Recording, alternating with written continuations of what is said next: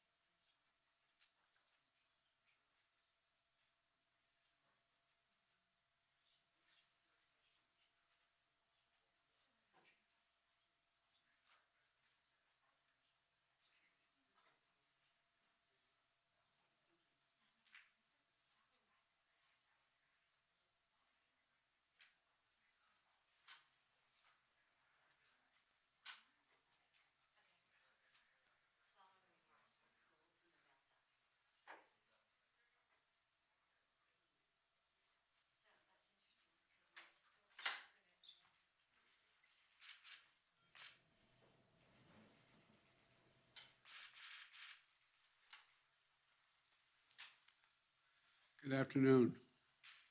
I begin by recognizing both Dr. Breyer, Dr. Biden, and for being here. And I can't tell you, this is sort of a bittersweet day for me. Justice Breyer and I go back a long way, all the way back to the mid-'70s when he first came on the Judiciary Committee, but that's another story.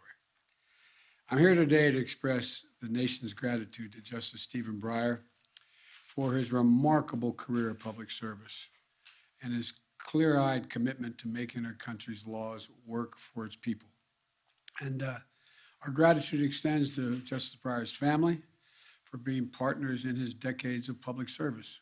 In particular, I want to thank his wife, Dr. Joanne Breyer, who is here today and who has stood by him for nearly 6 decades. And with her fierce intellect, good humor, and enormous heart. I want to thank you. The country owes you as well. And Stephen Breyer's public service started early. He served in the United States Army as a teenager and in all 3 branches of the federal government before he turned 40. They were the good old days, weren't they? And as he was a law clerk at Supreme Court Justice Goldberg, a prosecutor in the Department of Justice, a member of the Watergate prosecution team. And I first met Stephen Breyer when I was a senator on the Judiciary Committee, and he started off as taking care of one of the subcommittees for Teddy, but then became chief counsel during his tenure as Ted's chairmanship of the Judiciary Committee. Beyond his intellect and hard work and legal insight, he was famous for biking across Washington virtually every day for a face-to-face meeting with a Republican chief counsel, the ranking Republican counsel. And over breakfast, they discussed what would they do for the country together. Whereas in those days, we tried to do things together.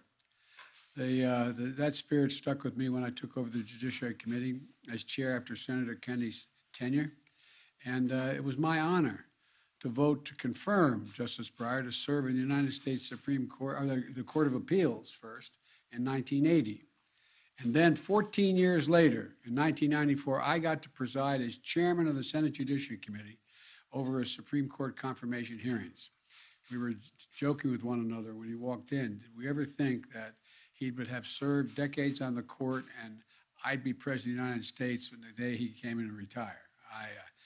And he looked at it, anyway, I won't tell you what he said. I'm joking. But I was proud and grateful to be there at the start of this distinguished career in the Supreme Court. And I'm very proud to be here today on his announcement of his retirement. You know, during his confirmation hearings way back in 1994, nominee Stephen Breyer said, quote, "The law must work for the people." He explained to us his faith that our complex legal system has a single purpose: to help people who make up our country.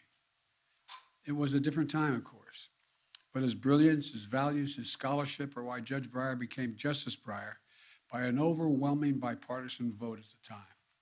Today, Justice Breyer announces his intention to step down from active service after 4 decades on the federal bench and 28 years on the United States Supreme Court. His legacy includes his work as a leading scholar and jurist in administrative law, bringing his brilliance to bear to make government run more efficiently and effectively. It includes his stature as a beacon of wisdom on our Constitution and what it means. And through it all, Justice Breyer has worked tirelessly to give faith to the notion that the law exists to help the people. Everyone knows that Stephen Breyer has been an exemplary justice, fair to the parties before him, courteous to his colleagues, careful in his reasoning. He's written landmark opinions on topics ranging from reproductive rights to health care, to voting rights, to patent law, to laws protecting our environment and the laws that protect our religious practices. His opinions are practical, sensible, and nuanced. It reflects his belief that the job of a judge is not to lay down a rule, but to get it right, Justice Breyer's law clerks and his colleagues, as many of the press here know, describe him and his work ethic, his desire to learn more, his kindness to those around him, and his optimism for the promise of our country. And he has patiently sought common ground and built consensus, seeking to bring the court together. I think he's a model public servant in a time of great division in this country. Justice Breyer has been everything his country could have asked of him. And when he appeared before the Judicial Committee almost 3 decades ago, we all had high hopes for the mark he would leave on history, the law, and the Constitution. And he's exceeded those hopes in every possible way. Today is his day, our day to commend his life of service and his life on the court. But let me say a few words about the critically important work of selecting his successor. Choosing someone to sit in the Supreme Court, I believe, is one of the most serious constitutional responsibility a president has. Our process is going to be rigorous. I will select a nominee worthy of Justice Breyer's legacy of excellence and decency. While I've been studying candidates' backgrounds and writings, I've made no decision except one. The person I will nominate will be someone with extraordinary qualifications, character, experience, and integrity. And that person will be the first Black woman ever nominated to the United States Supreme Court. It's long overdue in my view. I made that commitment during the campaign for president, and I will keep that commitment. I will fully do what I said I'd do. I will fulfill my duty to select a justice, not only with the Senate's consent, but with his advice. You've heard me say in other nomination processes that the Constitution says seek the advice and consent, but the advice as well of the Senate. I'm going to invite senators from both parties to offer their ideas and points of view. I'll also consult with leading scholars and lawyers. And I'm fortunate to have advising me in this selection process Vice President Kamala Harris. She's an exceptional lawyer, former Attorney General of the state of California, a former member of the Senate Judiciary Committee. I will listen carefully to all the advice I'm given, and I'll study the records and former cases carefully. I'll meet with the potential nominees, and it is my intention to announce my decision before the end of February. I have made no choice at this point. Once I select a nominee, I will ask the Senate to move promptly on my choice. In the end, I will nominate a historic candidate, someone who is worthy of Justice Breyer's legacy, and someone who, like Justice Breyer, will provide incredible service on the United States Supreme Court. Justice Breyer, on behalf of all the American people, I want to thank you and your family for your tremendous service to our nation. I'm going to yield the floor to you, Mr. Justice.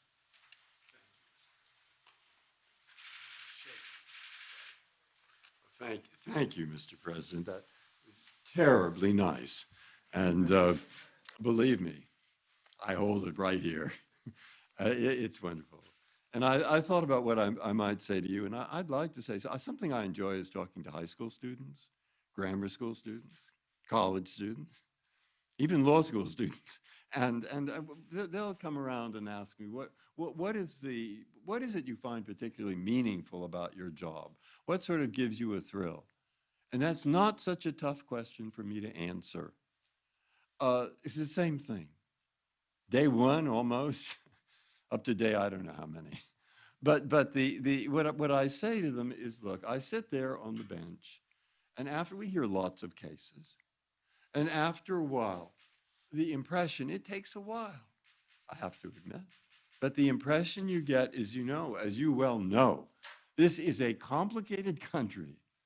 There are more than 330 million people, and my mother used to say it's every race, it's every religion, and she would emphasize this, and it's every point of view possible.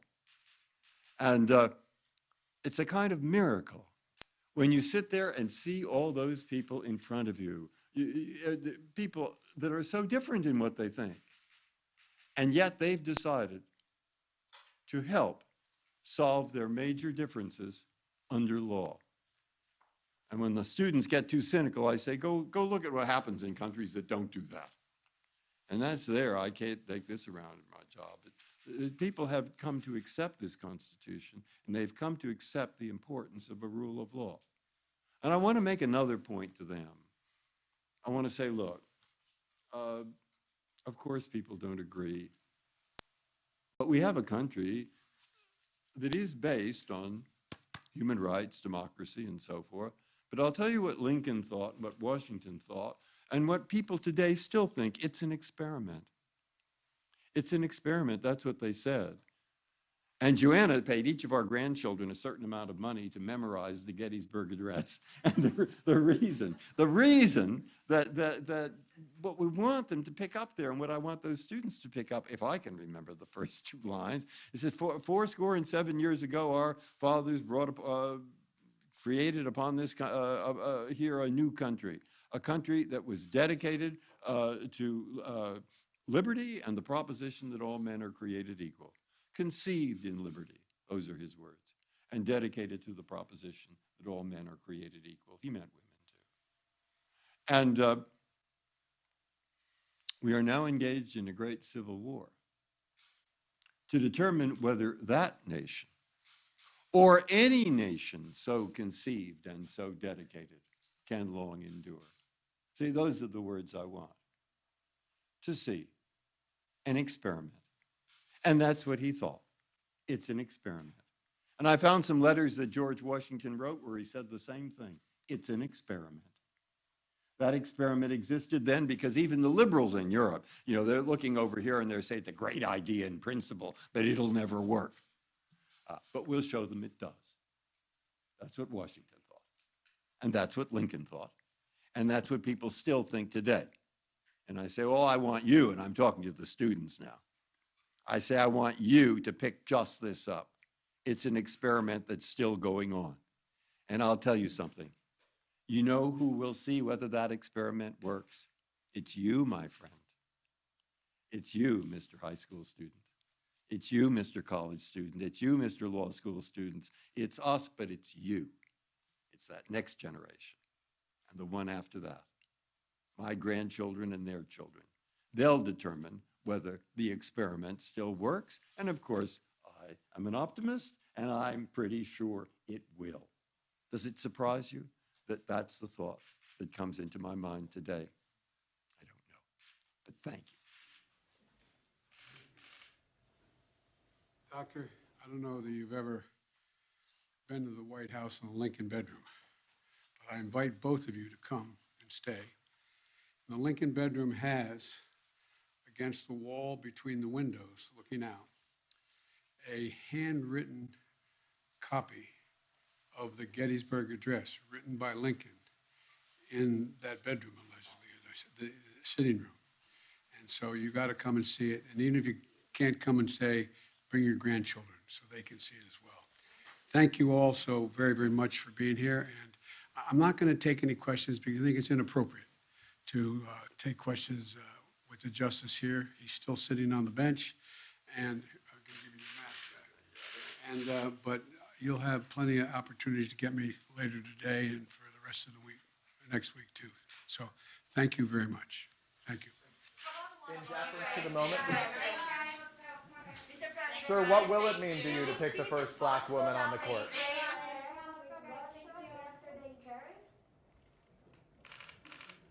Thank you, Mr. President.